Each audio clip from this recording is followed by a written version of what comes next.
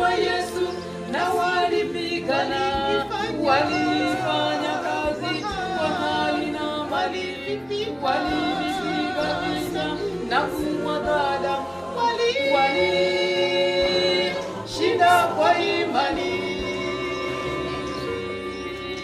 Na Mungu awabariki wanatukasa wote kwa kuacha vyote kwa ajili ya Bwana.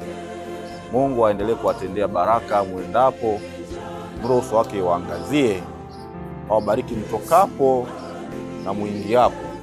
Awabariki shuleni na nyumbani. Awabariki na kazi ambazo pia mpenda kuzipata kwa jina la Yesu. Amina.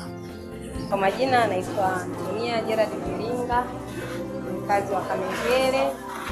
Nashukuru Mungu kwa ajili ya vijana wa sasa waliofika kwa ajili ya uinjilishaji katika eneo letu la Kamengere.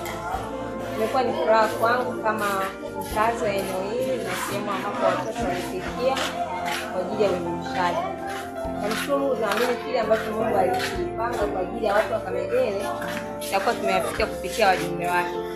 Maana naamini haikuwa bahati mbaya kwamba watoto wamekuja mahali hapa kuja kuhubiri Injili. Mungu anataka Injili ifike kwa watu wake.